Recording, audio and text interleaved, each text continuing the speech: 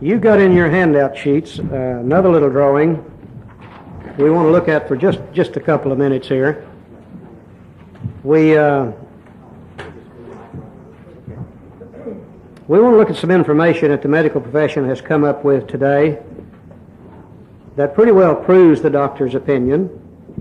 Let us be the first to say that it's not AA information. Just stretch it over there. Okay. I should have plenty. AA is not going to get involved in why we're allergic to alcohol. But this information has such depth and interest, I think we would be remiss if we didn't take a look at it for just a few moments. Today the medical profession has pretty well proven the doctor's opinion, as the doctor talked about it way back in the 1930s. Today they know a lot more about metabolism than they knew back in the 1930s. Today they know that if you take a piece of beefsteak and put it in your body, that your mind and body is going to recognize what it is.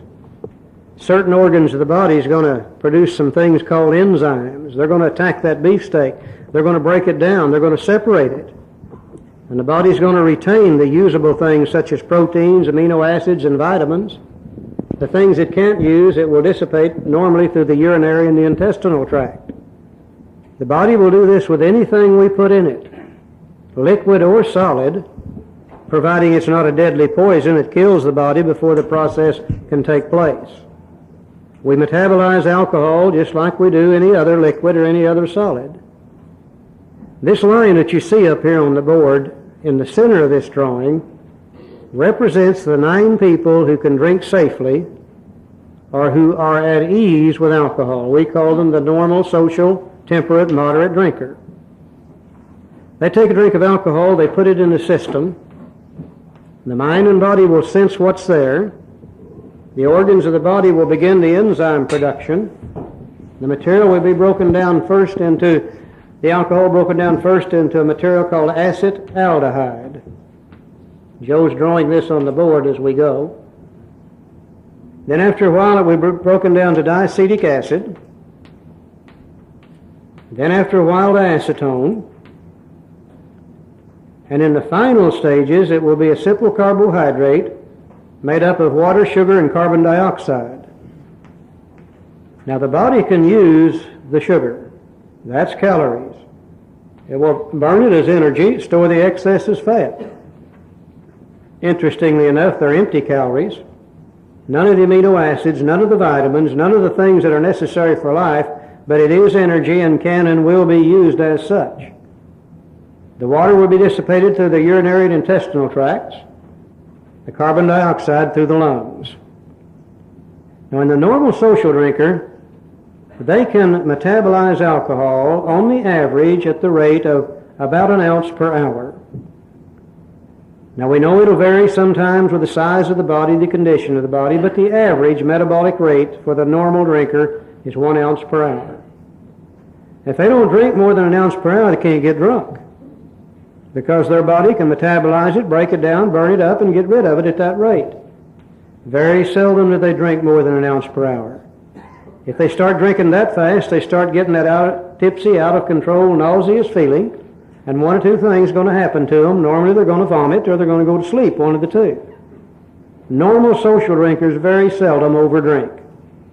Oh, they will maybe once in a while, but not too often. Let's take the alcoholic, the one in the left-hand line, the one who does not drink safely, the one who is at disease. And that's all the word disease means, really, something that separates you from the norm. Alcoholic takes a drink, puts it in the system, same thing happens. The enzymes attack it and break it down first to acetaldehyde, then to diacetic acid, then to acetone. Now it seems as though in the body of the alcoholic that those enzymes necessary to break it down from the acetone to the simple carbohydrate are not there in the same qualities and quantities as they are in the body of the non-alcoholic. The breakdown rate from acetone is much slower. The acetone mixes with certain chemicals in the brain cavity and produces an actual physical craving for more of the same. There's just no doubt about this today. And that physical craving is so strong that it takes over in the body and demands the second drink and the third drink, and the mind cannot overcome it. The craving is so strong, and it takes a fifth drink and a sixth drink, and on till we're drunk, sick, and in all kinds of trouble. You know, a very simple little procedure here. Let's say that we're going home from work. Maybe it's hot summertime, grass in the backyard needs mowing.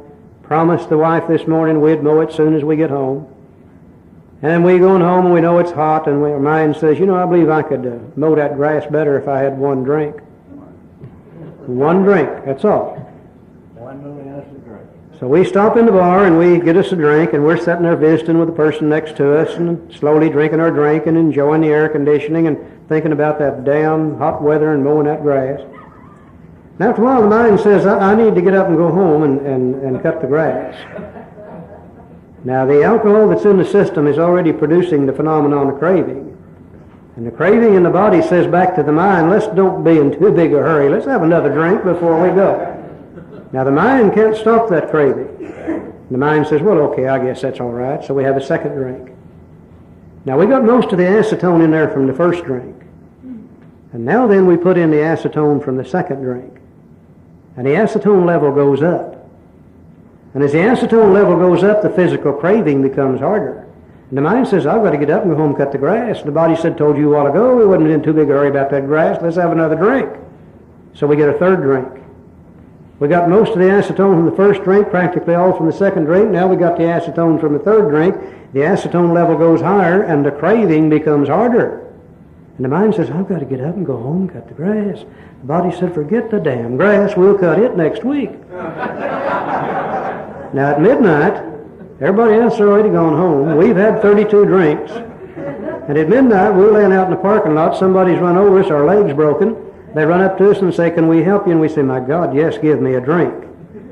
See, we're craving it harder at midnight than we were at the end of the first, second, and third drink at 6 o'clock that evening. Because as that acetone levels, that craving becomes harder and harder and harder as the night goes by. This they have proven beyond any shadow of a doubt. Now also, if this would stay exactly like it is and never get any worse, we might learn to live with that situation. But we also know we have a progressive disease. And we know that it always gets worse, never better. For two reasons. One, acetone is an absolute destroyer of human tissue. And if it's consumed long enough in the body, over a long enough period of time, it begins to destroy certain organs of the body.